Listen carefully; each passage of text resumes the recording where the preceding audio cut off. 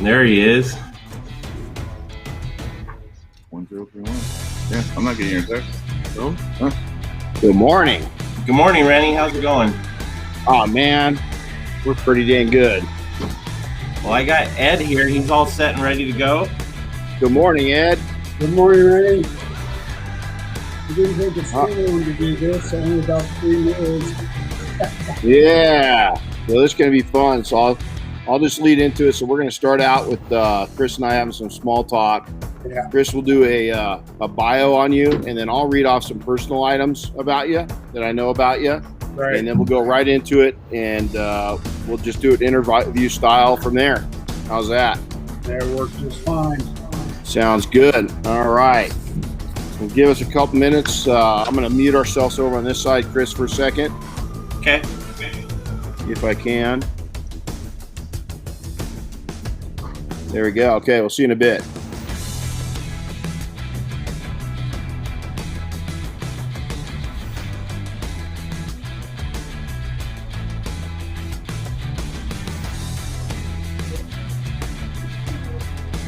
I don't know. No.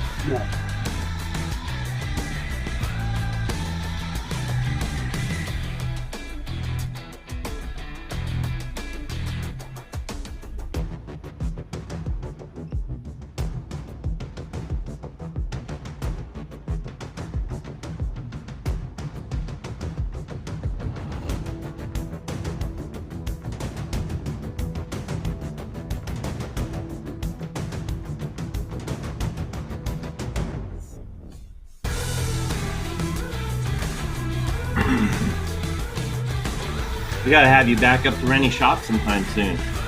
Well, I thought about hopping on the Harley and riding up, this week. But it's been hot. The morning's not bad. It's coming home. Yeah. And up in the mountains to be gorgeous. That's usually what I do is I cruise up on the bike without telling him to just kind of Surprise him. Yeah, surprise him and bomb him in the middle of class. He seems to be okay with that. It's just got to be the right person. Yeah, probably. Yeah, I think I got the straight.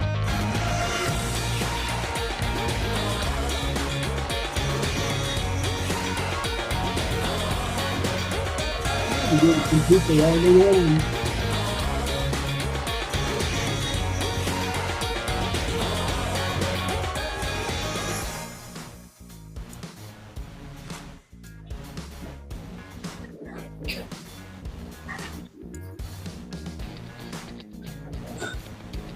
Yeah.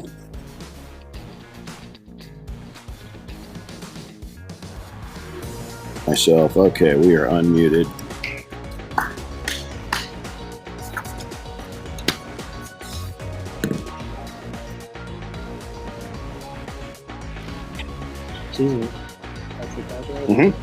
This is it. This is it with Ed. Pretty cool one. It's gonna be fun. I got a picture we have because I'm gonna go over there at 11 o'clock. Yeah. And I'm working. I'm so cool to my phone over there. Listen to it in. Yeah. So if you guys got a phone, you might want to set it underneath it because if it starts vibrating, it'll go right through the computer and the audio. So I always put mine under my leg.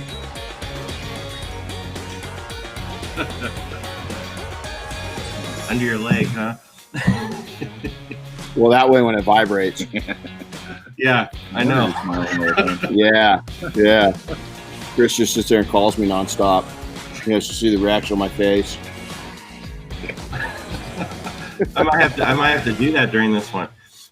Yeah, no. Well, if I get all distracted, it's your fault in a weird way. Yeah. Information, guys. There we go. 13 seconds.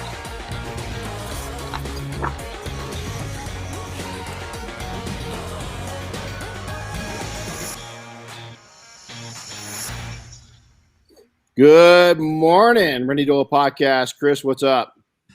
Hey, the usual.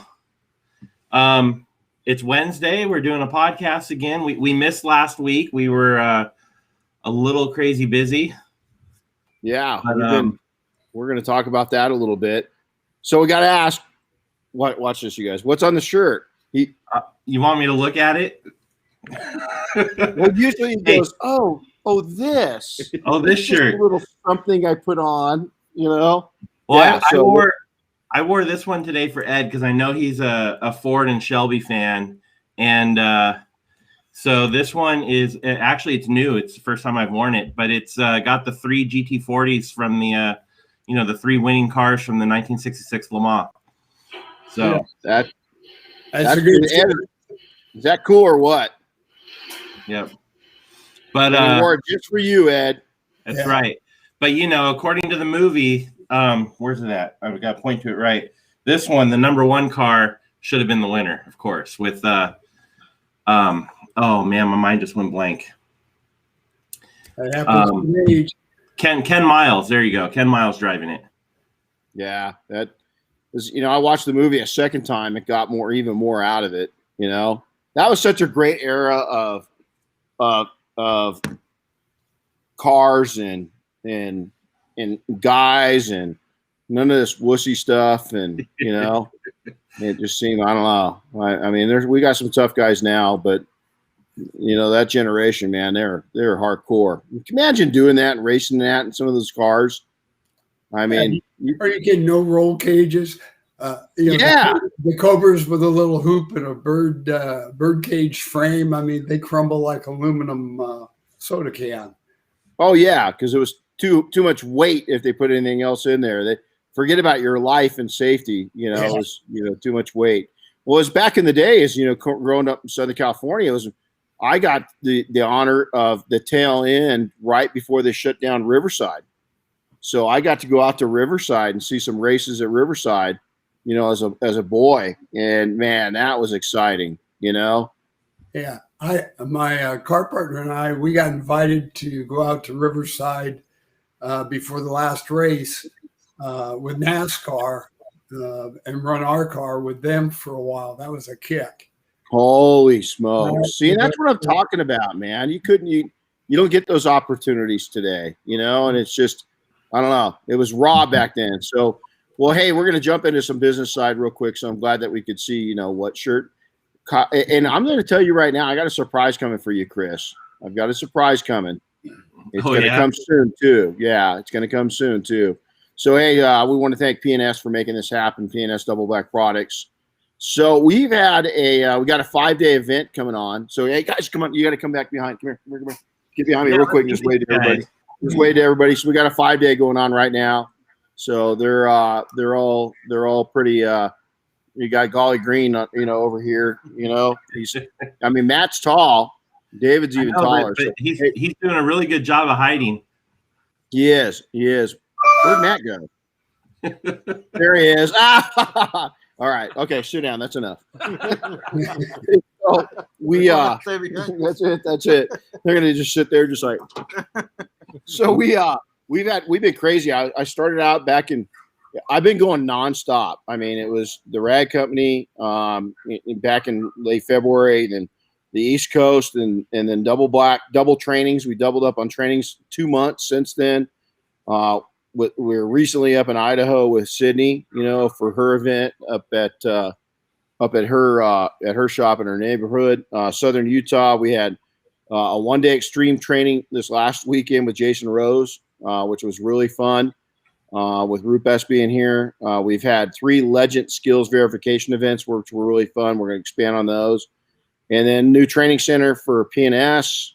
And just recently, we Air Force One's going to happen in a smaller level. So we've been busy. And not just Air Force One. We got to go to Monterey this summer too. Yeah. So we did the Squad 51 from the show Emergency. So we'll have a video coming out on that one. It was a lot of fun. But so it's been crazy. So hey, Chris, you want to do read off the little bio about Ed? I mean, it's pretty impressive. Well, I could definitely do that. Ed sent me over a lot of cool stuff, and this certainly doesn't do him justice because, you know, I shortened it up quite a bit. But you know, is it inappropriate to call this guy a legend in the industry? No, I think it's very. I mean, he's, you know, we got induced as a you know, in the Hall of Fame together, which blows me away that I'd, you know, be in the same class as a dude like this.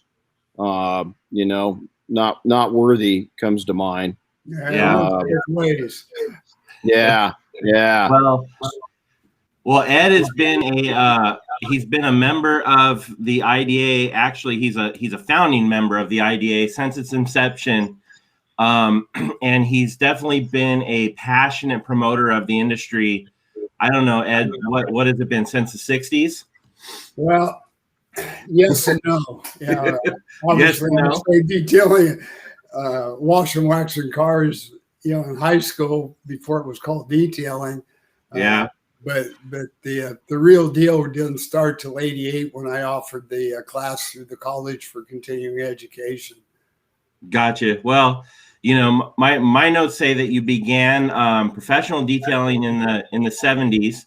You taught detailing at Buena Park High School. Yeah, I didn't start that till about '92, I think it was. Did you? The principal found out what I was doing through the college and said, "Why aren't we doing it at school?" I gave her 5 reasons why, and she said, "I can fix that." Wow.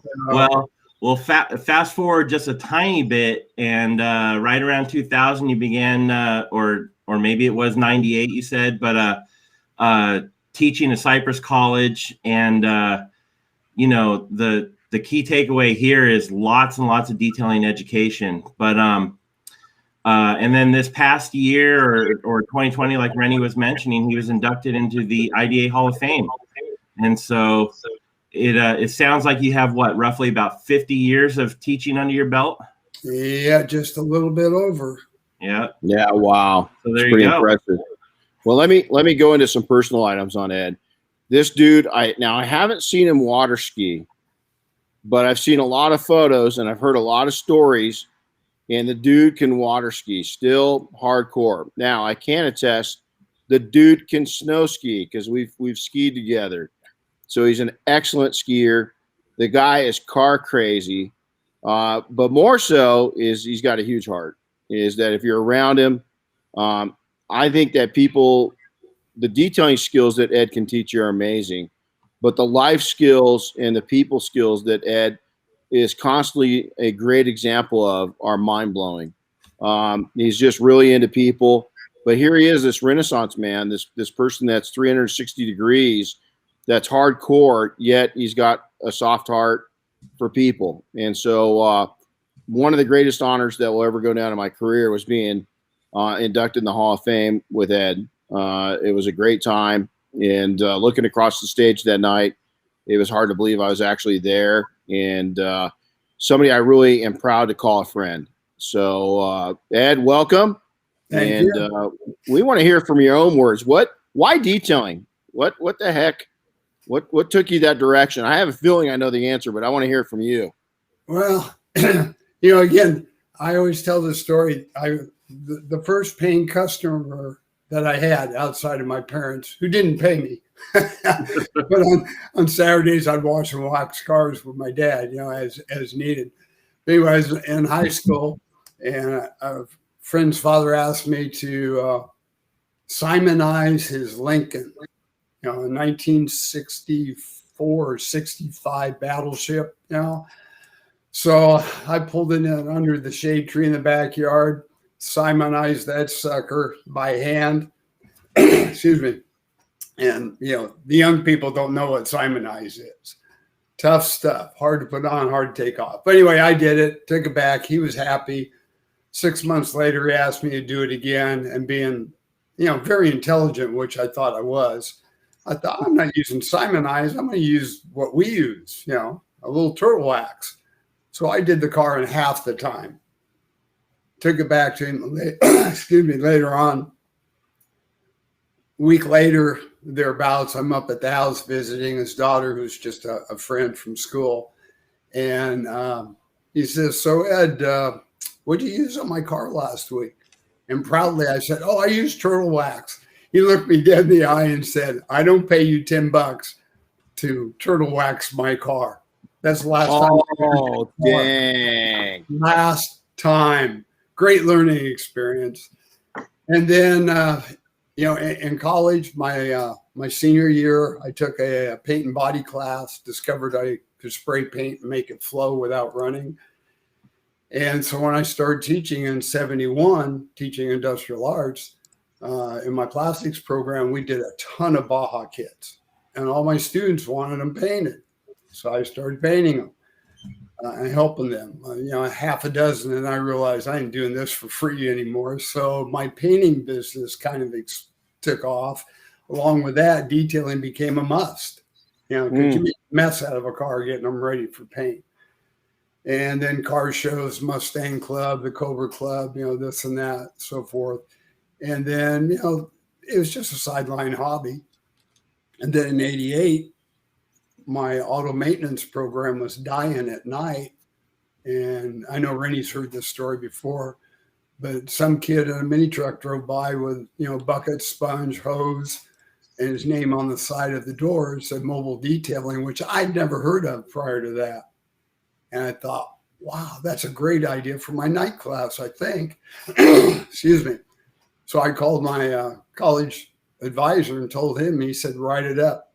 The following January, it started. That was 1988 and ran continuously up until, it's still running continuously.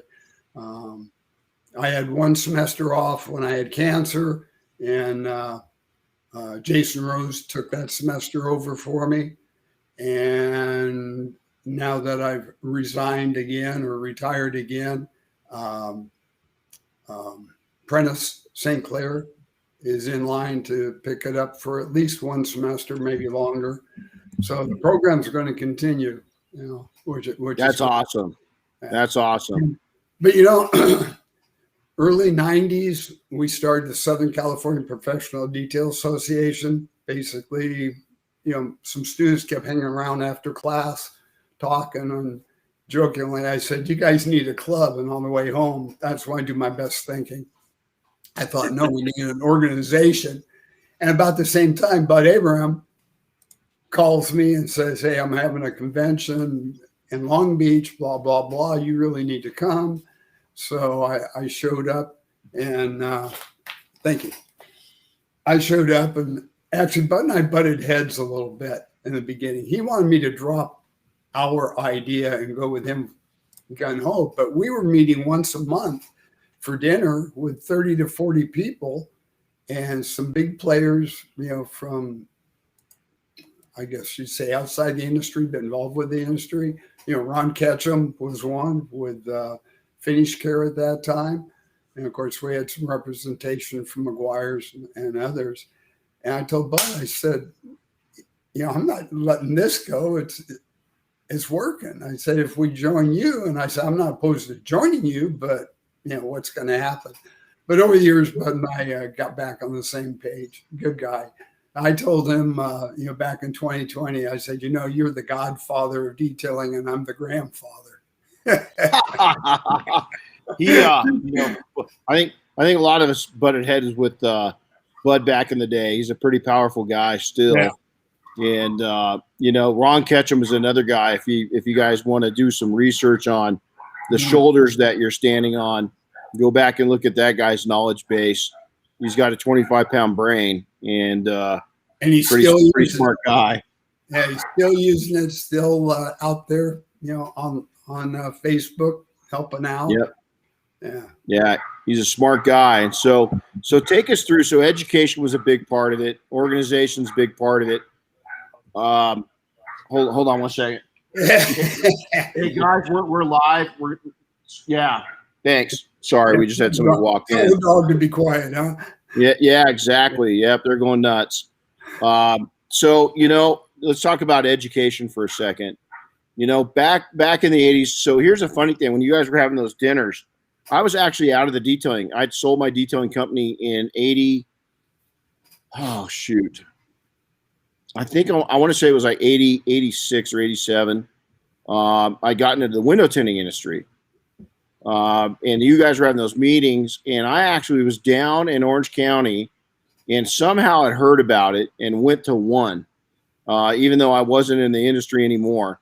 And it was pretty cool. You know, I don't remember all the people that were there, but it was the first time I'd seen any organization like in the automotive industry, like kind of come together, you know? And I just remember being really impressed and wanting to do that with the window tinters. And it just didn't happen. You know, it just wasn't happening. So let's talk the IDA. Let's talk about, you know, what, you know, you saw value in industry organizations way back in the day. Right. What's the IDA bring to the table from your viewpoint? Well, they've been able to do what all the other ones, you know, fell short of, and that's, you know, really create an association that is international, brings people together. Now we're offering certifications and training and, you know, the ability to network. And of course, you know, what we're doing now is, you know, that didn't exist back in the 50s, 60s, 70s, 80s, 90s. So, you know, we didn't have any source. The only source that we had for known, what I call known knowledge, was when you got a chance to meet another professional and you could ascertain that they knew what they're doing. And if they knew what they're talking about. If they would talk to you. If they would talk to you. And you know, most of the time they wouldn't. Yeah. Everybody had a secret. When I started my class in 88, I had 3 or 4 detailers that had been in the industry for 10 to 20 years. I was a little intimidated till about the 3rd week. I realized they were doing it, but they didn't know anything about it. They were just doing it. You know, it's kind of crazy. And you know, it stayed with me for several semesters, which really helped the program. You know, and I think, you know, the IDA came in and they stabilized and franchised an SOP for detailing. Yeah. You know. Yeah. And I think it's so important because, you know, we still see people fractionalized in knowledge and abilities and know-how and how they go about doing things. It's still fractionalized. If you could imagine going back 10, 20, 30 years ago, there was no standardization. And to a great degree, that's why we were known as a gypsy industry, is because nobody had brought in common sense and common practices into play. And I think the IDA, and definitely, you know, you're one of the motivating members of the IDA. You, Bob Phillips, Prentice Keith, are all reasons that I put my push on with the IDA, because I saw what all of you guys were doing. I know I'm leaving names out. Greg Sweat. I mean, there's a lot of people I'm leaving names out of. Yeah. But you guys, all that original crew, I'd say there's probably 10 or 12 of you that just kept pushing. No matter what, you guys kept pushing, because you saw more than anybody what needed to happen for the industry, and so many of us owe you guys a thank you, because it really has bettered the industry, you know. And so many people come out and they say, well, you know, why should I join the IDA? What would be your answer? I want to hear this. Well, I don't have a pat answer for it, but you know, I look at it this way. If you're a doctor, you're certified and you belong to an association. The carpet cleaning industry has an association. Most people don't know that. It's huge. And I first learned about that back in 88, 89. One of their members took my class. He came in with a 3-inch thick notebook on carpet cleaning. You know, it's mechanics. Mechanics, you know, they're ASC certified. Most of them belong to some type of association. If you're a professional, I just always thought you need to be part of an association. And that being said, for what it costs to be a member of IDA, break it down to, you know, pennies a day. You know, was $115 a year. You get some pennies a day.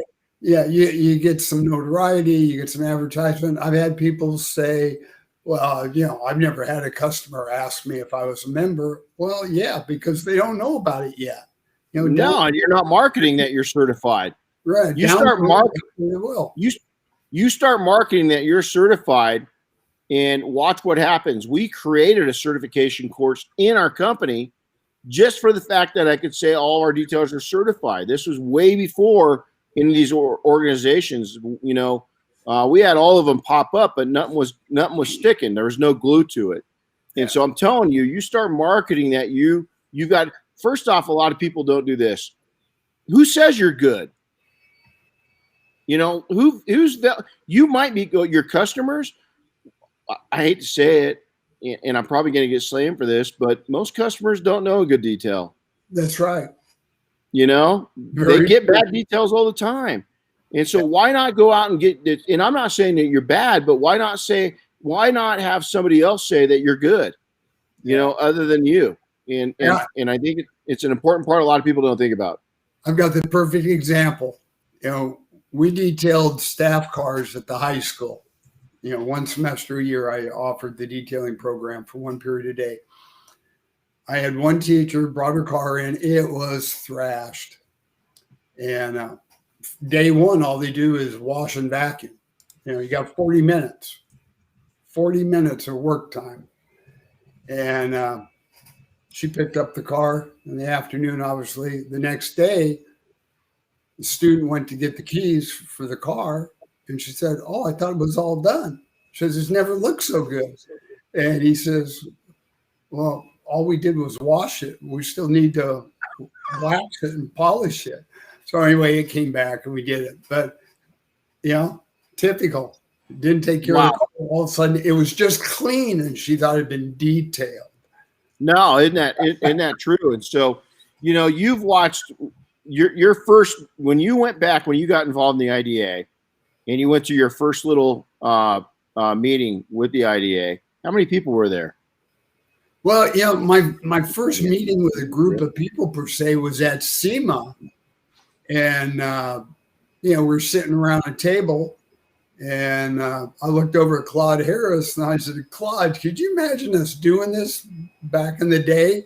And he laughed, and there was a young guy there. He said, kind of sarcastically, I think, but he meant well. He kind of looked at us. He said, "Well, you guys didn't have the internet then." Very true. Exactly, for good or bad.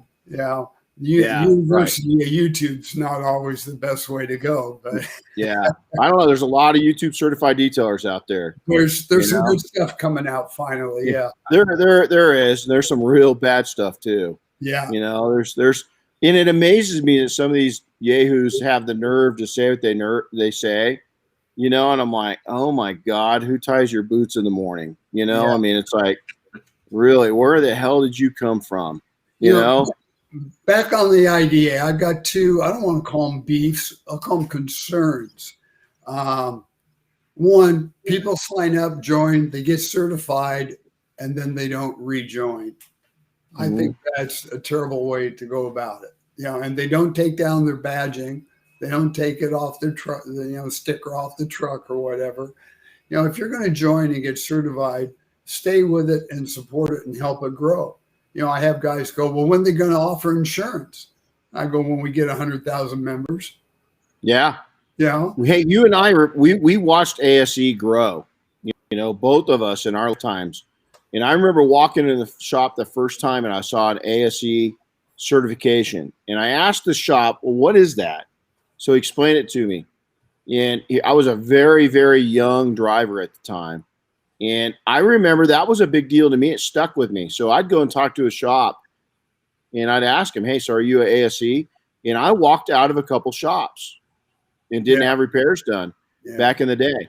Well, I've never thought of that, Ed. And that's a great point. Basically, when people do that, you're a fraud. You're playing wannabe, and and you're probably the same person that's saying, "Oh, I'm successful."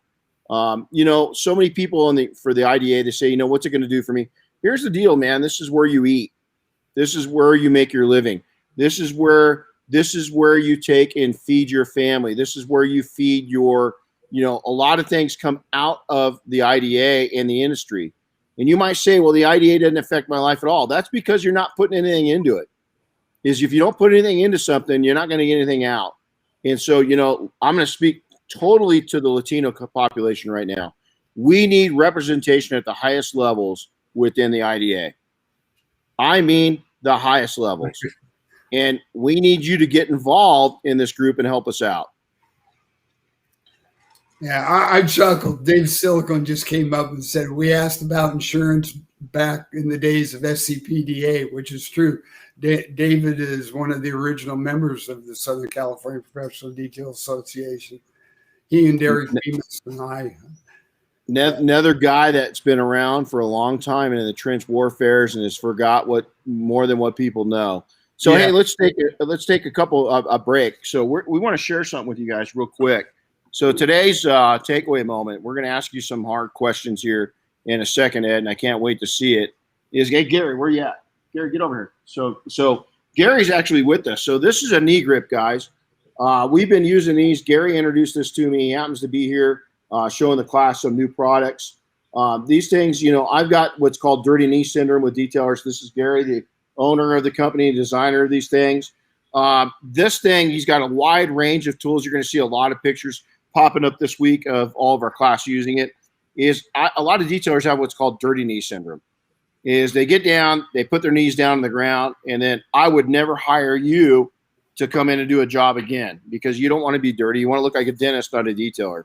So not only do knee grips and all of his products, stools and everything else keep you from getting dirty, but also impact and damage to the knee, and they make you look professional. And so we wanted to take and introduce Gary and have him say hi. Say hi.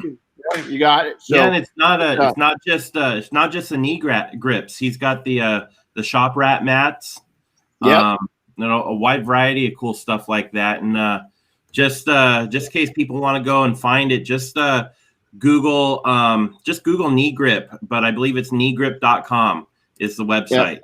There you go. And so go in and check it out, you guys. Dave Silicon has been involved with this for a long, long time. He's a big fan of it also. Now, before I ask you some cool questions, Ed, and I want to tell you, did you know my very, very first, you were talking about Bajas. Everybody's Baja on their bugs, right? Yeah. My first car was a Baja bug. Yeah. 1982. Yeah. I bought it in 1982. It was a 1966. And I'll tell you a funny story. I'd only driven a stick a couple times. So I got it late in the afternoon, real early evening. I got it home. I was a little scared to take it out at nighttime because I wanted to, make sure I could drive it right. So the next day I drove it all around our neighborhood, got good, decided to get it out onto the 10 freeway, come around, do a loop onto the 215, and then come back home. So I get it on the freeway, I'm going, and I just got onto the 215 freeway, and all of a sudden power cuts off, and I do this. And I was like, what the hell? So back then there wasn't a lot of traffic. So I limped its way over to the side of the road, got out of my car, and I look out the freeway, and there's a big battery sitting there. Well, the pan had rotted out. I didn't know any better. The battery fell through the pan. I ran it over. So I ran out in the traffic. I got the battery out. I walked up and down the side of the freeway. I found a board. I put a board in where the battery goes to keep the battery from falling out. And I had to keep it there. I bought the car in July. We didn't go back to school until September. So I rigged the board up a little better. And then in September, our metal shop, we did a project on my Baja, and we put a whole new custom pan into it, cut it all out, and put a custom pan in. But there's my story on my Baja. And I've got a 66 Baja bug too. Mine's still got its floor pan though.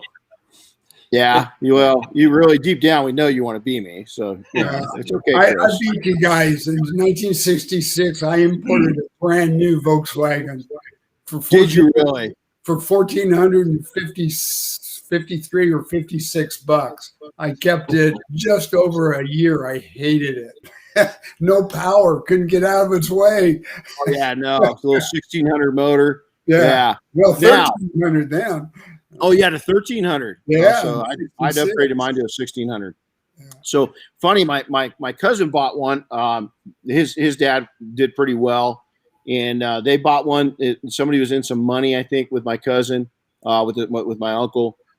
He ended up getting this Baja bug and trade instead of the money. So my cousin comes driving over, and he's got this thing, and I hear it coming around the corner. As soon as soon as I hear it, I know what's going on. I go out there. My cousin's it's got an 1835 on it in it with a tri-mill exhaust. And I told my cousin, this thing will pop wheelies because it had one of the one-piece front ends, and literally you could pull the front wheels off the ground because there's just no weight to the thing. So he ended up putting he ended up building it out and put a 2180 in it. And he literally would pull wheelies. I thought he was going to flip the car. Yeah. I mean, I thought he was going to flip the car. That Baja, and oh man, I was so jealous. So I wanted to hit him over. Ed, I know you're a Ford guy. What do you have that you cruise around in these days? Oh yeah, I've got a car partner. We hooked up back in 80, and let's see, when was it? 78, 80, right in that time period. A long story how we met. But anyway, Steve and I started flipping cars in order to build our first race car, which to happen, we went to Willow Springs with my Mach 1. And on the way home, I said, I'm not doing that again, but this was a ton of fun. He says, I got a 66 in the backyard. Let's build it. So in 6 months, we had it track ready. And then, over the years, we've bought, fixed, sold to help pay for our racing habit. And over that time, jointly, we built a GT350 clone, one of the early ones. I think we finished that car in about 85, 87. I hate to tell this story, but in 92, we started acquiring parts from High Tech Cobra out of Phoenix, Arizona, with intentions of building this Cobra 100% correct. But the race car kept getting in the way, and my buddy has a habit of getting other projects. So he had a Harley project, and everything that takes a week takes 3 months with him. And he got a Bronco, and that turned into a project. And the Cobra kept getting put back. In 2009, I guess it was, he looked at me and said, are we ever going to finish this car? I said, where do you get we? I'm retired, and you're still working. And long story short, we came up with a financial agreement. So I finished building the car, which at that time was 10% done. Wow. So he did build the motor, the transmission, and the independent rear end, but I did all the body fab, all the aluminum, except for the hoods and doors, which we had a coach maker build those. I've got my Jeep Cherokee, which Renny has seen, which is pretty scary.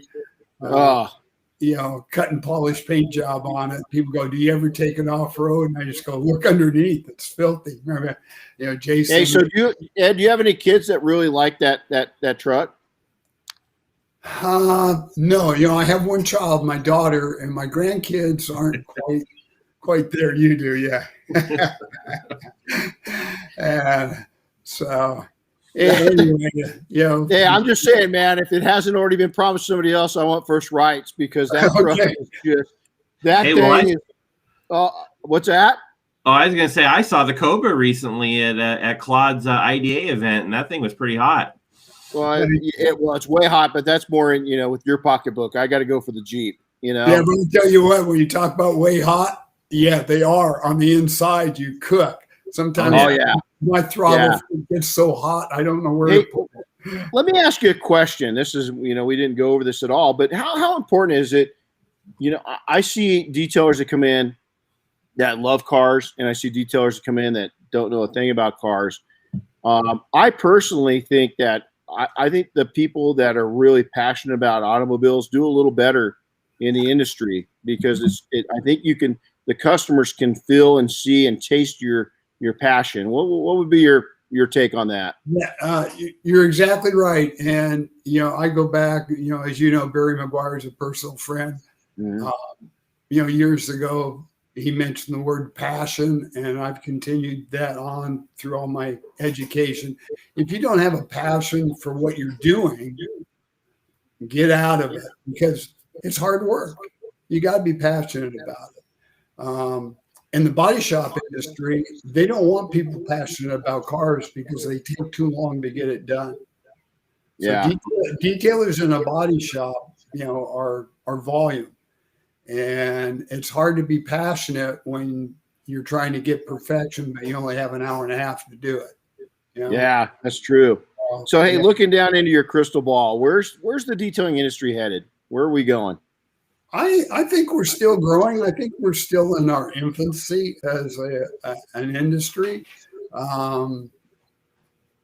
Somehow we need to get the public more aware of what it is. And I think one of the other things that's helping us too is, this younger generation doesn't want to do anything for themselves. They'd rather pay somebody to do it and have it done, instant gratification kind of thing. So that might be good for us. My fear, my concern, I'm going to touch politically a little bit, but in the political environment we're in right now and in California, if you're detailing, I hope you're saving some money, because if things get more and more expensive, who's going to have 350, 500, 1,800 for coatings to spend on their car? So, right now, the industry is in a good place. A lot of guys are making good money. I just pray and hope that they're banking it, and looking forward to when things aren't quite so good, because Amen. We were just talking about that. We have a downfall and we'll have a recovery, but I hope I'm wrong. I just heard news today that the California has got the best economy in the whole nation by far. I don't know if I believe that, but that's what the news guy was saying. Yeah, no. Let me tell you, lifetime, generational Californian. Lived out of the state for a while. My fear is we got a whole generation of professional detailers that have never seen any kind of economic slowdown. Never. Yeah. We've had it really lucky the last damn near for a decade. I mean, it's been on the upturn. It's been on the upturn for a decade. I've never seen it go this long. Detailing's become popular, but like you said, we're going to start competing with dollars, other dollars, not just detailing dollars, but other dollars. And I'm with you. I see these guys starting these big shops up, with massive overhead. And it just worries me of what we're going to see, the fallout when it does, the economy. And I'll share this politically. You're an entrepreneur, you're self-employed. You better start voting like an entrepreneur, because if you don't start voting entrepreneur habits, we're going to be in big trouble as small businesses. And I don't care what side of the aisle you're from. You're a big boy or girl. You better make that decision. But if you're self-employed, better start thinking like you're self-employed, like an entrepreneur, because shit's going to catch up to us. Yeah. Simple as that. One of the things I've always told people and taught my classes, very few people are born an entrepreneur. So you better take some business classes. At least business 101, at the least. Yeah, absolutely. Some basics. And a finance class would be great as well. Amen. Learn how to then you have learn what a P&L is. What's a profit and loss statement? Right. Most entrepreneurs, I'm not going to pick on detailers. Most entrepreneurs don't look at their P&L. They don't look at their finance. I look at mine five days a week, at least. And so, you just nailed it. So, hey, one great piece of advice, either that you've come up with on your own or a piece that you were given at some point during your lifetime. What's that piece of advice that you'd like to share with the others listening? I knew you were going to ask that question, and I thought about it all night long, and it's hard to come up with one. Right. And if I had to say one, I just sort of alluded to it, but education, training, you don't have to go to college. You don't have to take a course that's set up for it, but you've got to take advantage of every little one-day event that you can do, whether it's free or whether you pay for it. You and I talked about this a couple of weeks ago. Now that I'm, quote, retired, I'm thinking about offering training by the hour. Not everybody can afford your 5-day class. Absolutely. Not everybody wants a 5-day class. I had a guy call and wanted to learn how to do headlights.